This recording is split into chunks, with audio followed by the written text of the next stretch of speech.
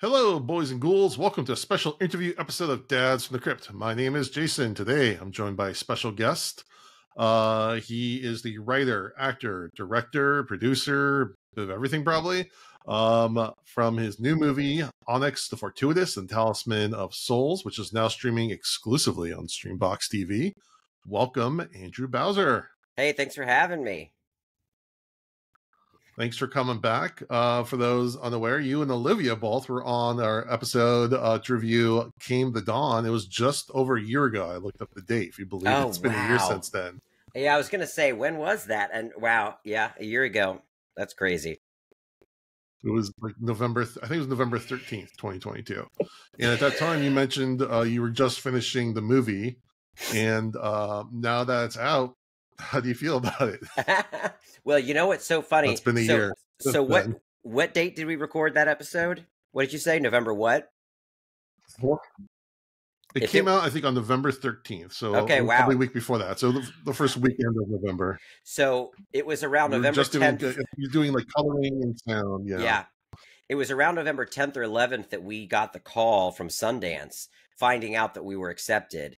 And so we may have done your podcast with that knowledge, but weren't allowed to say it yet. Or we might have done your podcast right before we found out. But that was the push. I mean, that was, you push and you push and you push to get the movie to a place where it's acceptable for festivals to just review it and gauge whether or not they want it.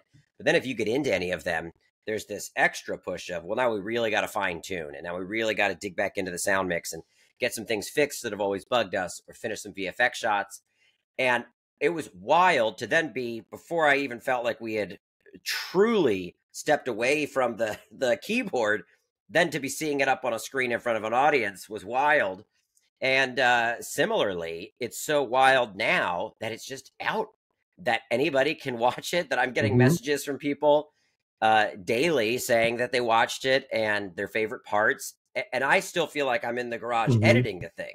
So it's cool. It's really cool. It's surreal, but I'm glad that we were able to turn it around as quickly as we were, because it's a very fulfilling experience to take it through the festival circuit and then get it to people so quickly. It's really satisfying. If you could get back the time machine and go back 1 year, you could tell yourself something like, don't do this, or do this, or this will be okay. What would you have told yourself? You know, knowing myself, even my future self wouldn't be able to talk any sense into him if I came back. The biggest thing that I was obsessing over just the technical aspects of screening, especially before Sundance. We had reviewed our DCP in a theater in Burbank, but I was just having stress dream after stress dream that something wasn't right, that it was going to play the subtitles automatically, or that it was going to pull from the wrong mix. And I mean, the week leading up to Sundance, I had a dream a night about that going wrong. And then it went wonderfully. And now we've played probably 15 or 16 festivals, and there's never been a technical problem. The DCP has played perfectly every time. We even did a new DCP at a certain point because we dialed in some more VFX shots and more sound mix elements. And that one played great and looked great. So I guess I would tell myself to relax around the technical aspects. But again, knowing me, I'd be like, shut up, future me. You don't know. This anxiety is real. Now, if you get accepted to festivals, like especially one like Sundance, do you get any extra funding, or do you have like any extra resources to like up your game a little bit? Yes. I mean, and I can't speak for every filmmaker, but in our case, we were really at the tail end of, because the movie cost not just the amount that we raised on Kickstarter, but that it cost more than that. We had to find proper investors and further financing. So by the time we were through that sound mix, we called our junior mix, which was what we kind of got to present to festivals. I mean, we were running out of money. And so getting into Sundance was so clutch, because then we were able to go back to an investor and say, look, now this film is going to have a debut like not many films get. We've got to really kick this into shape. And we're lucky that our investors believed in the project on a creative level and not just a financial one. and the people that came alongside the movie to push it over the finish line really, really meant a lot to the process. That's awesome. I want to go back a step. I want to know about the genesis of the Onyx character and how you developed the costume, the mannerisms, the tics, the speech pattern, the whole. Because it's a very in the movie, it's very full formed, and obviously you've been refining it over the years via your YouTube. But like, how did you get to that point? So what were you inspired by? Honestly, I was inspired by the phrase, I don't know. I had that idea. I thought I want to do a character who's so insecure that no matter what he says, he backpedals immediately, even if he's certain of it. If somebody said, "What's your favorite movie?" and he said, "Pumpkinhead," I don't know. I loved the idea of somebody. I didn't know where it came from, but it was an interesting tick to investigate. So I built the character around that. And then I in the first video, I kind of built out the idea that he had a very rich interior life, even though on the outside things were maybe quite mundane. He worked at Arby's, etc., and had a home life that he wasn't very happy about. But I think over the years, what I've realized I was doing and how I honed his mannerisms and appearance, I was really manifesting my fifth grade self. And specifically, I think things that went kind of undiagnosed in me, talking about anxiety. I mean, I should have, I have, anxiety disorders. And then I have OCD, I know now as an adult. And I didn't know that as a kid. And I look back at the Onyx videos and I realize I was kind of using him as a processing agent to work through a lot of that. It all comes from me. I'm not imitating someone. It's not a kid I knew in school. It all comes from me, all the stories he tells and just how nervous he can be. That's how I felt as a kid. So now I look back and I realize Onyx has kind of been me journeying back to that childhood self, which is then ultimately what the movie's about. And I was lucky enough once to do an improvised a therapy session with a therapist, and I stayed in character. And she knew I was a character, and she knew that Onyx meant something to me and wanted to kind of investigate that. And over the course of that hour-long session is when I realized, oh, Onyx is really me dealing with my childhood. And that I think is why he's been so near and dear to me for this long. Yeah, it's definitely the kind of thing where you could like send those videos to your therapist and save yourself some couch time. I told I think that's also why the character. Oh, I told my therapist now. I said, if you see the Onyx movie, you'll be like, "We're done. We're good. I got it all. I get it. I get it now." You just need a box demon to tell you what you don't want to hear. You're not willing to hear yourself. Exactly. Yep. But I think that's also kind of what's really endearing about that character is I think we all have, our inner child that is going to be with us forever. And we're all still kind of appeasing it to a degree, or is always still kind of journeying with us, even as adults. Yeah. And I think seeing like an adult that is fully that child, you just kind of want to like hug him and say, it's okay. Totally. I mean, I realized actually when I was directing the little boy that plays Onyx in a flashback, even more how much Onyx is a reflection of my inner child and my anxiety, because I had to direct this little boy to make the worried Onyx face. And he almost couldn't do it. It's not an easy face to make, and it's certainly not a resting face, but Onyx's resting face is worry. And when I was directing this little kid and trying to get him to that place where he would look that kind of twisted up, I realized, like you shouldn't have that as a kid, And I think I did, and I know many children do have anxiety, bad anxiety as children. But that's what I realized was Onyx's resting face is worry. So he enters every scenario ready for it to go south and worried that it's going to go off the rails. Right. And anxiety is a very personal reaction. It's not the kind of thing I think, especially a child could like dial up on demand. And then again, seeing a character like Onyx that's just kind of worried about on his sleeve is so interesting in a way. And endearing. And I think everyone projects something onto that kind of character. And so I'm like reading some autism in there. Again, I have a child who's autistic. So like I'm kind of like, maybe I'm projecting my own.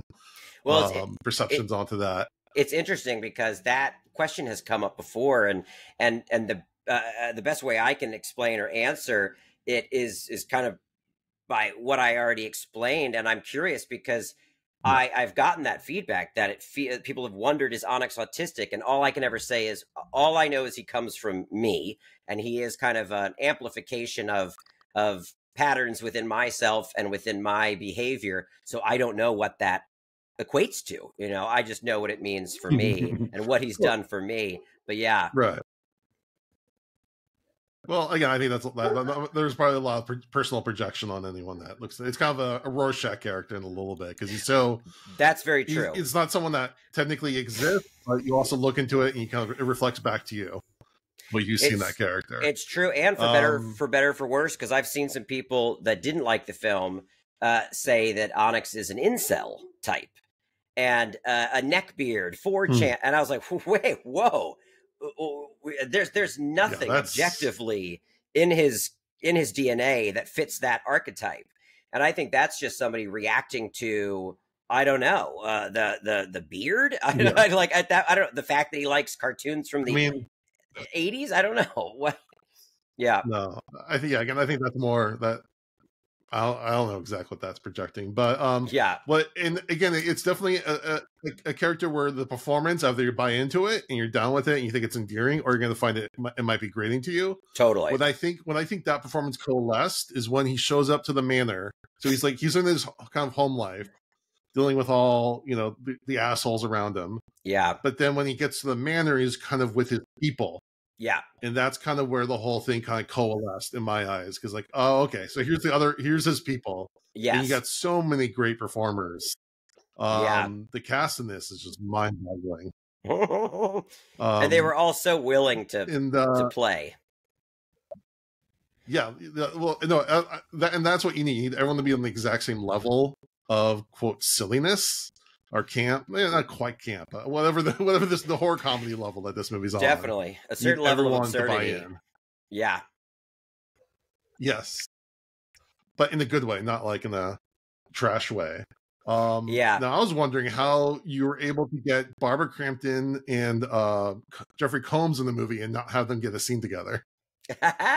Well, they do have a scene technically. She's off camera, but in the flashback.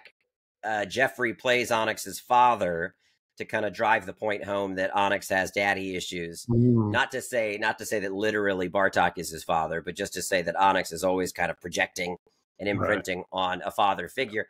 And Barbara plays Onyx's mother, and so she is off camera, and they're yelling and they're screaming in a fight. So they were in the same room doing that audio. I'm sure we've got behind the scenes footage of it, but I thought it was kind of fun to not hit the nail on the head and have them in a scene together.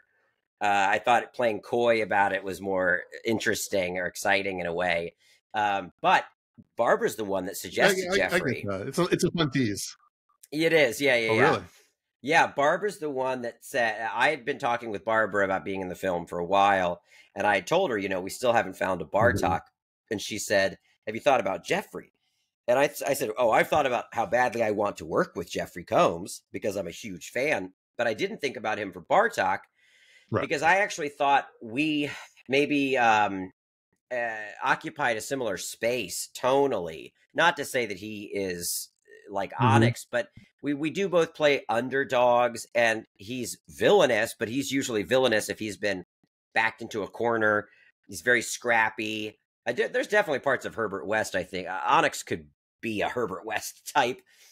And she said, well, but you haven't seen what he can do now. Onyx is my pitch is just to remake Reanimator with Onyx as Herbert West.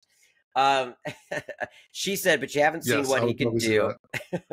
She said, you haven't seen what he can do now and what he's like at this age. He's really got, a weight. There's just he's done so much theater and he's played every role under the sun. And so I had one phone call with him, and I knew it would be the right fit. And it helps anchor it in the tone that I wanted, which is an emotional believability in an absurd world or within absurd context. And that's like what a lot of those Stuart Gordon films are for me. I love how wild they are, but I like that people's emotional reactions are actually pretty grounded. You know, that's the fun, is these people in his films are losing Yeah. their minds over what's happening. You know, they're not like, so there's a castle freak, who cares? You know, it's a big fucking deal. Right. And I loved Terrence Carson's performance too, because Oh that's like the yeah. voice of Kratos, the guy from Final Fantasy, and Yeah. that was real fun. And Rita Reyes, Yeah. and of course, Olivia is Yeah. awesome. She plays such a good villain. Totally. And I realized as I was writing the movie, and maybe it's because we're such good friends, I realized this is just as much her movie as Onyx is, which I think is what's exciting, at least for me as a writer. And I think you're right that, like, once they get to the house, hopefully the first 10 minutes of the movie almost feel like an Onyx video, or they feel like something from an Onyx web series. And there's a lot of him. And I wanted people to feel like once they get to the mansion, we're going to start to temper that, especially for the people that do find him a little grating.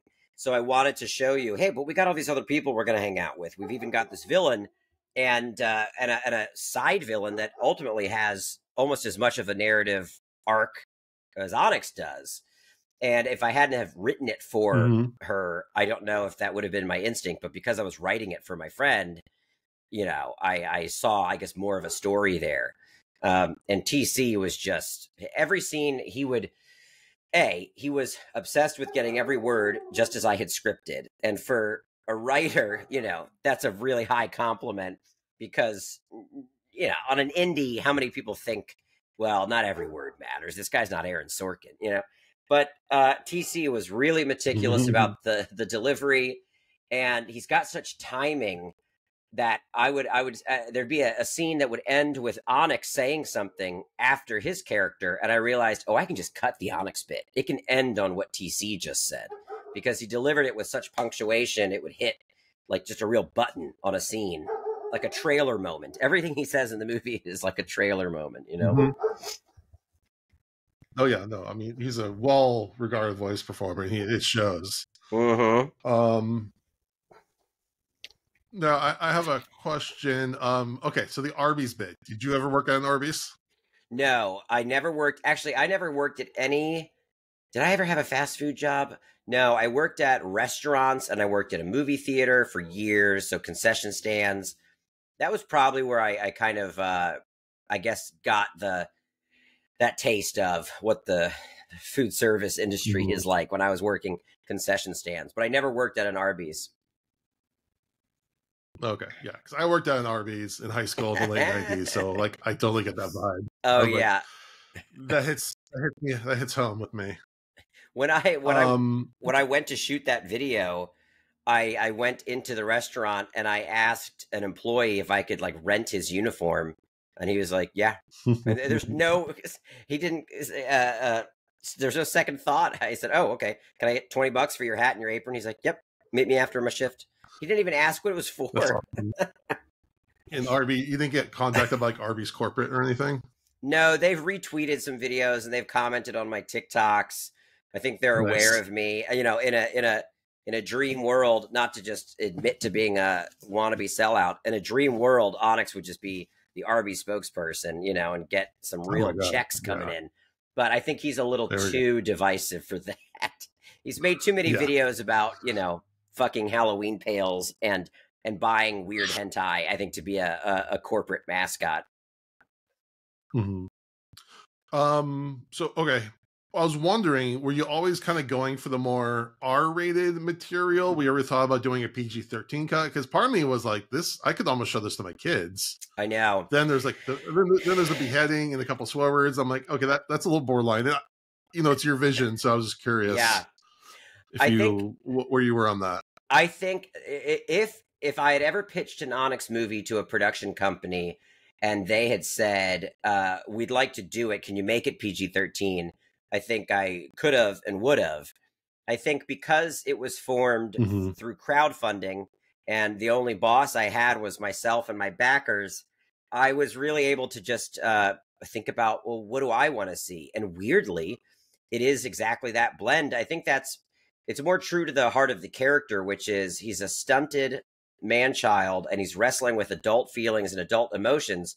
And so they come out in these almost like, Mm-hmm. you know, bratty bursts of like, well, fuck this, goddamn, you know, the emotional Mm-hmm. realities that are brewing within him are important to kind of allow to come out. So I think Sure.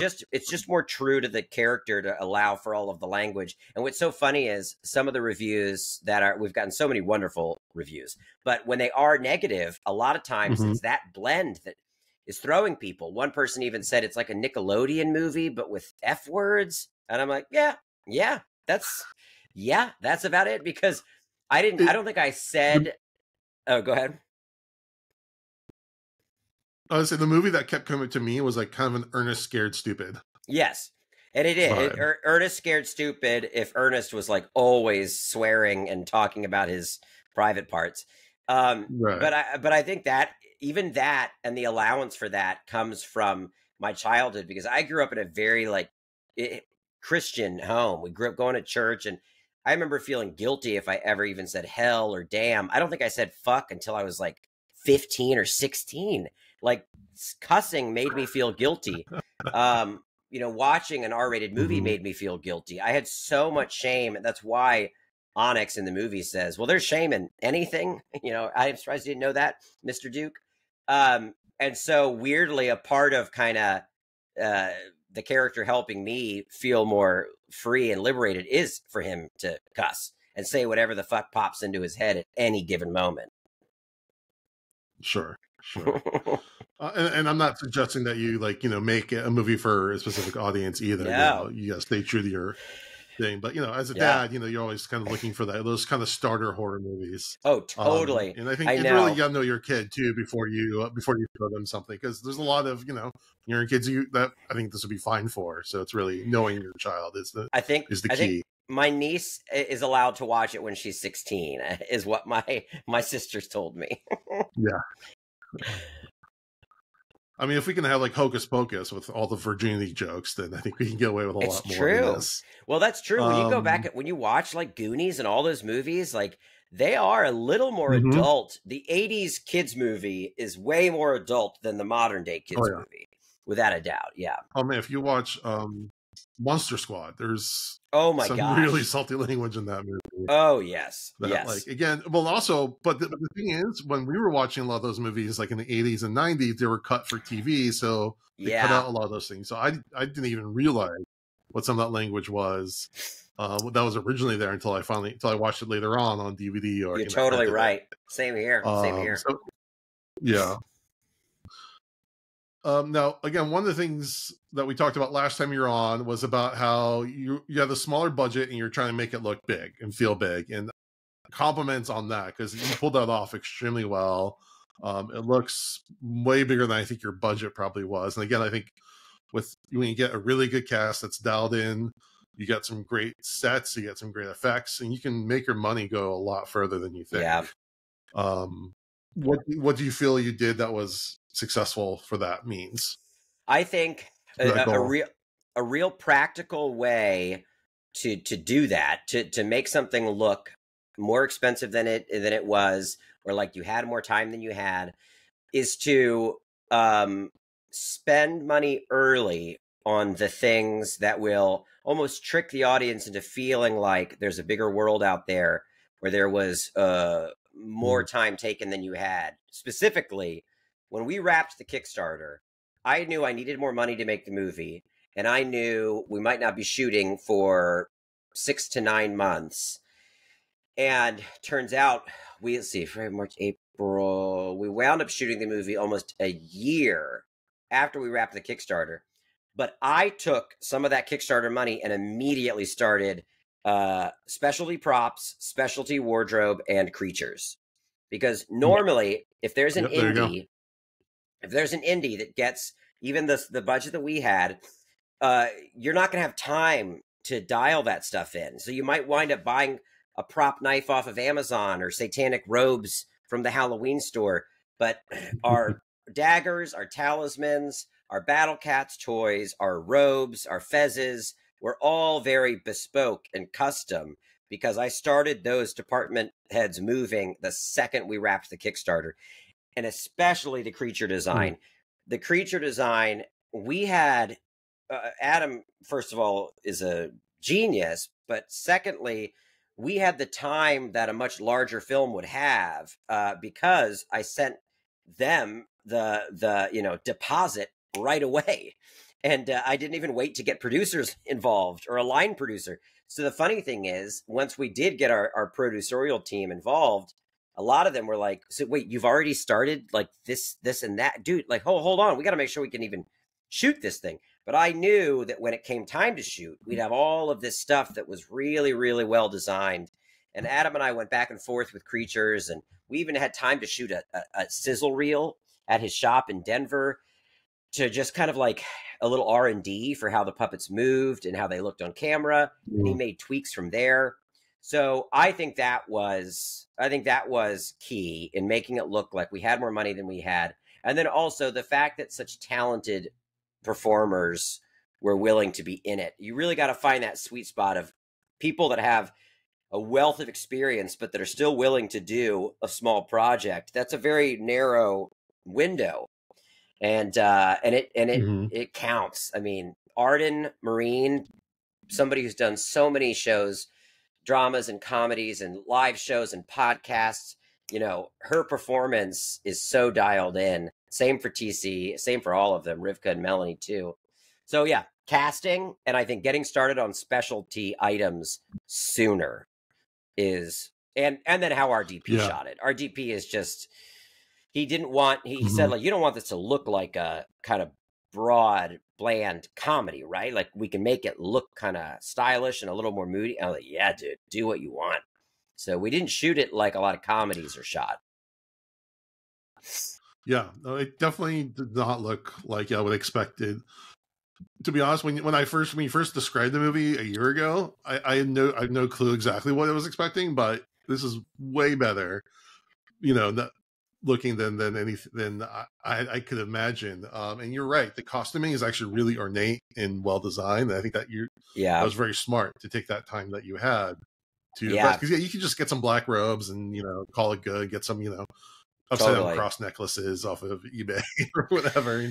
But it's so much more ornate. That just kind of shows. Yeah, even the white dress that Farrah wears in a fantasy sequence. There's a white dress that Farrah wears. That was made from scratch. You know what I mean? Like picking those moments to highlight specialty costumes and props is, that's key. And then the marketing for this movie was very well done with your little parody bits. Like, you really had me for a moment when I first saw the Joe Rogan TikTok or reel. I was like, wait, is that really? And then it took me a minute to get the gag. But did you come up with that? Did you sit down and how challenging was that on a practical level to make sure that everything kind of fit in naturally? What's funny, I had ideas, I think, to do Onyx doing the round of press junkets and games that we see everybody do. The autocomplete interview, the GQ iconic roles, and then hot ones. But the Joe Rogan idea was not mine. It was actually two awesome guys from a marketing company called Triple Play.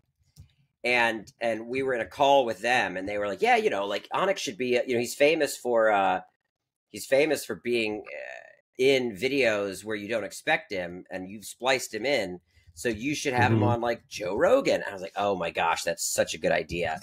I want to make sure that's the right name. I think it's Triple Play, but I'll make sure I'm right, because Triple Play. So that was their idea. And then you look at it, which is what I've always done with Onyx and these videos, is you look at it from an editing perspective, and you think, okay, let me find a clip that's easy to cut him into. And I was looking for a clip that would give room for Onyx to be ranting and for Onyx to be going on and on about news radio. And I wanted to find a clip where Joe Rogan was going, hey, dude, hey, can you stop trying to interrupt someone? And I couldn't find that. And I had watched that dinosaur piss clip really early on. And I just kind of put it aside. I downloaded it, but I just put it aside.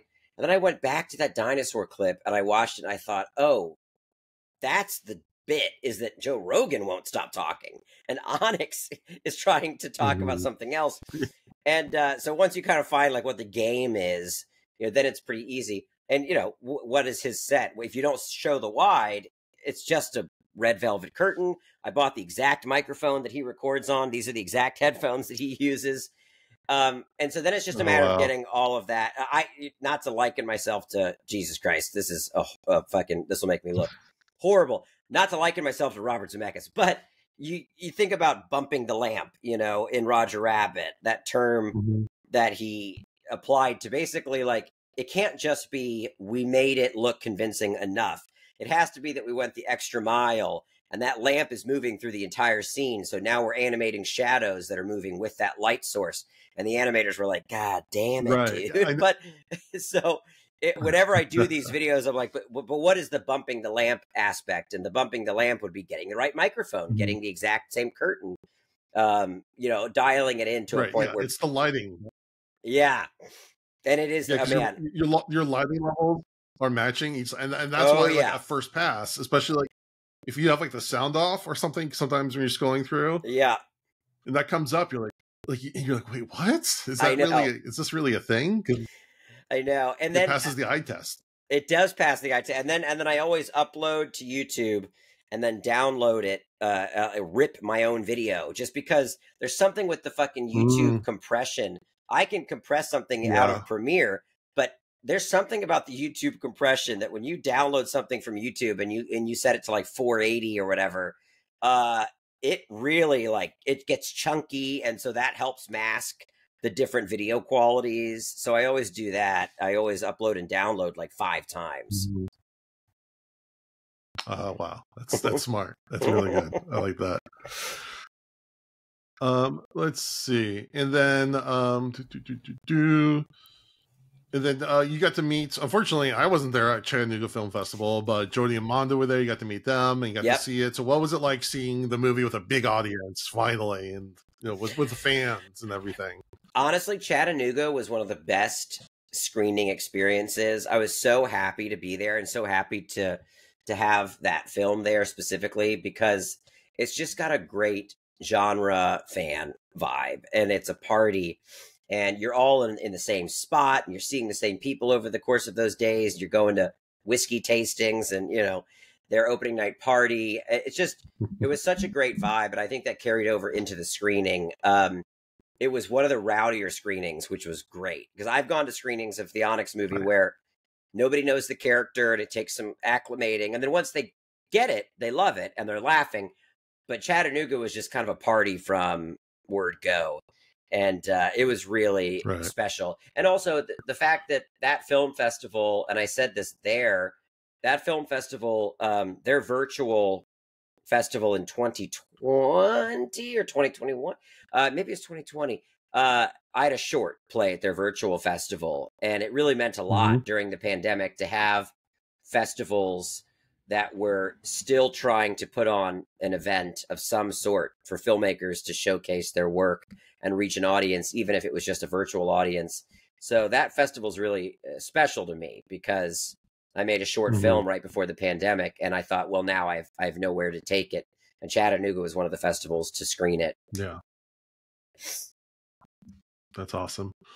Quick question. Where is the manor for the exterior?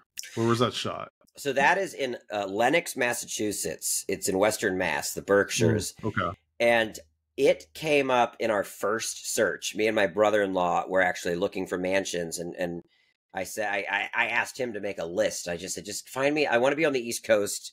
I want it to be spooky New England vibes. And it was one of the first to come up, and it was my literal favorite. I loved its exterior. It had these sharp accents, and it looked foreboding, but it was still beautiful and inviting. And I just thought, that's where Bartok lives. And I called them up, and I said, are you open to having a film production at your location? And they said, yeah, we're open to it. And so we just started having conversations, and they were wonderful collaborators. I was just in the Berkshires for the Berkshire Film Festival in June and saw all of those site reps and the custodians of that place. And it was just, a really wonderful location. That's awesome. Yeah, it was great. It totally fit that vibe. Yeah, Ventford Hall. All right, and now that the movie is out and the numbers are in and you're getting your streaming information, what are the chances for further installments? I hope that the chances are high. A lot of times doing interviews around the film, people have said, are you done with Onyx? Are you sick of him yet? I think like the joke's on you. I'm not sick of him. So there'll be more Onyx if anybody else wants it. I wrote about half of a sequel script right before Sundance. I thought I'm going to have the whole thing written before Sundance. And then I just ran out of time. But I got about 40 pages in and I was loving it. And it feels like the right next chapter. It's like I wanted to start writing it while I was still kind of in that mode. And having edited the film, I was still in Onyx world. And what came out really works. And so I'm hoping that it's successful enough on streaming and digital that someone shows interest in a second one. Because weirdly, I'm obsessed with sequels. I'm especially obsessed with sequels that almost feel like they didn't quite work, like Ghostbusters 2. A lot of people deride Ghostbusters 2. I love Ghostbusters 2. I love Secret of the Ooze. I like Ghostbusters a lot. Yeah. I love Fright Night Part 2. I love, obviously, Gremlins 2. I was literally about to say, I love Gremlins 2. I was just thinking about that earlier today. That movie is just so ambitious what it's going for and ridiculous. It is through the roof. And I saw that in theaters as a kid, and I was like, well, that's my identity now. And it has been for whatever, 35 years past that point. But I'm even obsessed with like not knowingly bad sequels, but nobody likes Back to the Future Part 2 as much. I love Back to the Future Part 2. And I also think there's something to a sequel, like not purposely, but having an odd shape. And so as I was writing this Onyx sequel, I was like, this is kind of like the Mario 2 of Onyx movies. It's like, it's weirder in ways that you wouldn't expect. And then it's like, I don't know, there's something delightfully malformed about it. Like, it might be more violent than the first one. I could see looking back and people this is, again, not to make myself sound fucking grandiose, but I could see people, if we ever got to make 3 Onyx movies, that they look back and they're like, man, the second one's like kind of their Temple of Doom. It's like, it's a little fucking weird. Oh my God. That's what I want. Like, I want like I want an Onyx sequel that's a little out of step. Yeah, I mean, if there's anything I would want more from an Onyx movie, I think I love the creatures that they had, and I wanted more. I wanted like, there's definitely more. I want more demons and more creatures and stuff because what I saw was so good. I'm like, give me more of that. Oh, there's definitely more creatures. So it's all in the ending.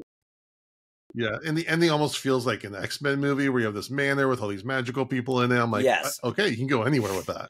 Yes, totally. And it's still small in a lot of ways. It all still takes place at the manor, but there's more creatures, there's more action sequences, and there's just a lot more going on, even though we're still at that location. Yeah. Okay. Well, before we wrap up, I think we have a special drop-in by Onyx himself. Meow, meow. Is that true? Oh, yeah. Certainly is. Onyx, welcome. Welcome. Yeah, thanks for having me. Congratulations on the movie. Oh, yeah. Yeah, I'm a pretty big superstar now. Yeah, thanks for having me. All right, I only got a few minutes left for questions for you, but I was wondering, who are your top 3 battle cats you'd want to bring home to introduce to your mother? Oh, yeah. Well, number 1 would be Pumaman. I don't know. He's my favorite. And the only thing is he might kind of try to hit on my mom because he's quite the charmer. Let's just say that. And then I love Jaguaro. Jaguaro is kind of like Raphael. He's kind of the bad boy. And so, he might kind of crash around the house and make a mess, but that's cool. Jaguaro can do what Jaguaro wants. And then I'd probably say Tigrini. Tigrini's a badass. She's got like a pink mohawk. And I would kind of like just to like walk around town with her and have people be like, dang, are you with Ty Greeny? I'm like, maybe. Y'all don't know me. So yeah, probably Pumaman, Jaguaro, and Ty Greeny for sure. Excellent answers. Couldn't have answered that better myself. Now, can you comment on the restraining order McDonald's placed against you after having improper relations with at least one of their Halloween pails? Well, first of all, wait, hold on one second. Let me. Oh, yeah. I actually have a letter here from my lawyer. It says, no comment, no comment, no comment. Did not fuck those pails. Okay, I'll take your word at that. And then finally, what does Joe Rogan smell like? Have you ever been to like you've been out in the woods and you smell something that's kind of smells like it's an animal and it's a man, and you wonder, could it possibly be Bigfoot? That's kind of what Joe Rogan smelled like. Kind of smelled like a blend of animal and man. I don't know. And a whole lot of cigar smoke and yeah, elk liver. A strong scent of elk liver. Yeah. And are you open to being a spokesman for his new line of dinosaur piss? Oh, yeah. Call me up. Oh, yeah. I'll promote that dinosaur piss all day, every day. I'm big on that kind of optimal health kick. Those people that like sleep for an hour and then wake up and then sleep for an hour and wake up and then they're like, I got 72 hours on you, motherfucker. I'm going to be like that. And if dinosaur piss can kind of work its way into my routine daily, by all means, I'll push that shit. Awesome. All right. And then one last thing, if you could give a message to the listeners of Dads from the Crypt, a Thanksgiving message, since it's about to come around the corner. What Thanksgiving message would you like to leave for our listeners? Yeah. Well, I guess I'd say, gobble, gobble. This is Onyx the Fortuitous, Slayer of the Bright Realm. And you're listening to Dads from the Crypt. I don't know. All right, Onyx. Well, thank you so much and have a great Thanksgiving. Oh, thank you. Okay. Well, Andrew, thank you so much for joining. Where can people follow you? I'm just Andrew Bowser on Twitter or X or whatever that godforsaken hellhole is called. I'll probably be off of it soon. I'm Andrew Bowser Director on Instagram, and Onyx is Onyx the Fortuitous Official. And then my YouTube is Bowser Vids, totally. Awesome. Well, again, thank you for coming on. I hope you have a great Thanksgiving. You too. I appreciate everyone for watching. I appreciate it if you would give us, thank you.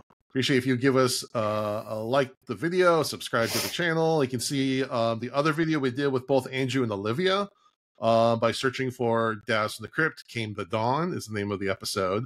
And you can also look at our back catalog. If you go to probably early November 2022, I think it's around November 13th, if memory serves correctly. And with that, we thank you for listening to Dads from the Crypt.